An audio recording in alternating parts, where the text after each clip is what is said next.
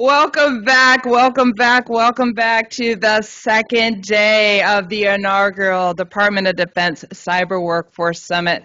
I love that I needed to give you a couple of extra good mornings because it means you're making those connections, you're learning about each other, you're sharing your best practices, and that's what this day is all about. So thank you so much. So today begins with speakers and a panel discussion.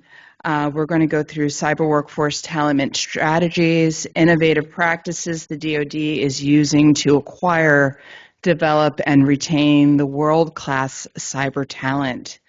And then this afternoon is going to transition into service level breakout sessions where each service will be able to get into more details about what you're doing and how you are being that good steward of our cyber workforce. Throughout the day, I will remind you and encourage you to post your highlights from today on your social media, your LinkedIn, your Instagram, however you are in the socials, using the hashtag CWS for Cyber Workforce Summit. And just a reminder for the services, each service is going to have a dedicated room for service-led workshops. Later, I'll give you the details about where each service will be so you'll know how to get there and where you're going. So with no further delay, it's my honor to introduce Lieutenant General Susan Lawrence, U.S. Army retired. She's the president and CEO of AFCEA International. General Lawrence is a leader in defense information technology and communication systems and a former Army CIO and G6. Prior to joining AFCEA, she served as a managing director in the national security practice at Accenture. Please join me in welcoming General Susan Lawrence. Thank you, Star. You know, the longer the bios go, it just means you're that much older. And so I always like cut it off. So thank you. I'm telling you, yesterday was absolutely amazing. Every speaker, every presentation was right on target. The commonality between the messaging was just amazing. And I can tell you at AFCEA International, we're extremely proud to partner with the DoD CIO. Mark, thank you so much for all we're doing there. And of course, with the university here, have been great sponsors and hosts of our event here. So we thank them as well. So just like any partnership, as we come together and the importance of what we're doing, it is, it's our secret sauce with AFCEA International. When we bring the military and the government, industry and academia together to solve our nation's most complex problems, it happens. And in this forum this week, yesterday and today, listening to you all network, meet each other, and talk about ways ahead have been so positive. And so we're really excited about that because we're going to execute the velocity and the speed that we need to be where we are with our cyber workforce. And the ideas that we heard yesterday are right on target. And so our adversaries don't have a chance against us when you bring this kind of talent together to talk about the things that we talked about yesterday. But we are in this environment of this evolving threat, probably stronger than any other time in our history. And that's why it's so important that we come together frequently and talk about what we're doing to move this forward and to take down the barriers.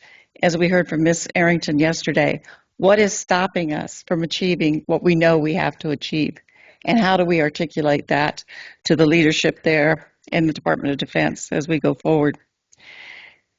So the thing that's so exciting that we heard yesterday is that as we look at our adversaries, we can call them near peers, but we're still shoulders ahead because we talked about how people are our asymmetric advantage, and that will continue to be as we go forward. So fighting successfully in this domain is what's critical and what we're going to be looking at in doing. And to be able to acknowledge the experts that are self-taught and who are doing our nation's bidding today. I served with two different industries after I retired, and I met with both the CEOs. And I said, you know, you are leaving thousands of cyber experts on the floor because you require them to have a 4-year degree. Every day, thousands of great Americans come out of the service with 4 to 6 years of experience that for a 4-year degree, for me, psychology, is not going to make a difference. It did make a difference when I worked in the Pentagon. I am going to say that. But today now, those companies are hiring people coming out, veterans coming out without those 4-year degrees. And I've also talked to, I'm on the board of trustees for my alma mater, and I am talking to our president about, and I talk to anybody about this, we need trade schools. We need 2-year trade schools to get our workforce where we need to get them. And just like we do our electricians or plumbers and who come out experts in their field, let's do 2-year trade schools. So I'm really trying to get one set up at my alma mater as we go forward. And I just think it's so important that we take that on. So I want to talk to you also about something that we've looked at. The stress on our cyber workforce is high. They're our first responders.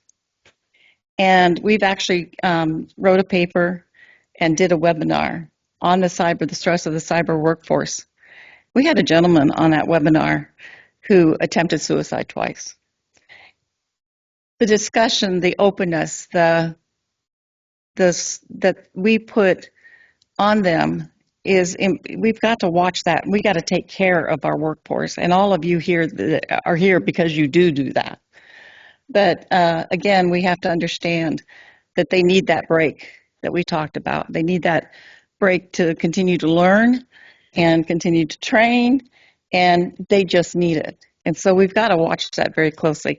We have that in our library if you want to go look at it. The webinar, we did record it, and we come back and we talk about it a lot inside our cyber committee as we go forward, because they're our key, and we've got to take care of them as we go forward. So our committees are made up of some amazing luminaries inside our cyber committee, our intelligence committee, technology, homeland defense, and small business committees are so powerful because our headquarters is small, and we couldn't do what we do without these committees. And they're just amazing at what they do and they're volunteers, but they're retired assistant secretaries, 3 stars, 4 stars, and they come out and they help us do the work that we do as we go forward. And they write these white papers on critical topics that's available to you. If you go to AFCEA.org, go to our library, and you can get these papers and these studies that we post on them. So some recent ones that we have done that we've tackled is navigating the future of cybersecurity with artificial intelligence. General Hawk's very interested in that environment. Cybersecurity in the boardroom, zero trust, health of the workforce. So you can go get those. But I hope you go get those as members of this professional organization. And we do have a table out there on the hallway as you go to your break. If you're not a member, please join us, because we need you to be not just attend these, but to be part of the team, part of the solution. And that's why we're here today as we go forward. So consider joining the team as we do that. We also just did a recent paper that has the attention of President Trump's administration on national innovation strategy with the goal of positioning us as national leaders in innovation as we go forward. And so that's available to you as well if you want to take a look at that. It was absolutely great. I did not know this yesterday when I heard about the scholarships and the grants that the department is doing. That's exactly what we need to do to invest in our future. And at AFCEA International, we are it is core to everything that we do with that. And for absolutely decades now. But last year, we were able to, in partnership with our 139 chapters, we gave out over $2 million in scholarships and teachers grants. And these teachers grants for all of you that are associated with the schools, with the K through 12, send us your ideas, because the feedback we're getting, the videos we're getting back in things like robotics and these young kids, our nation's in good hands as we look at what they're tackling and how crazy smart they are. In South Carolina, they took a school bus and turned it into a cyber lab.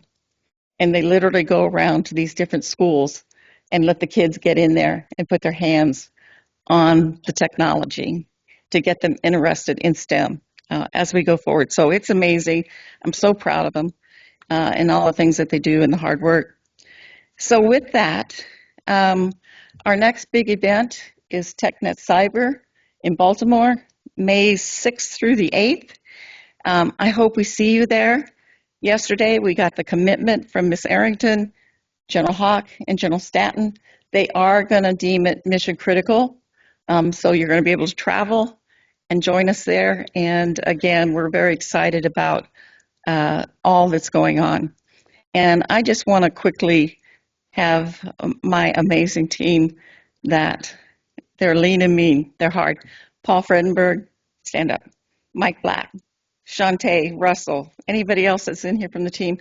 These guys, Tammy, get in here. She's the one that makes all this happen. So thank you to my team. It's a real honor. It's an honor to serve with these people and watch what they do and their commitment to it. So with that, I'm going to give our next panel 2 minutes back because I'm so excited to hear from our leadership. Thank you very much for being here and sharing what you're doing today for us. So thank you very much. Mark.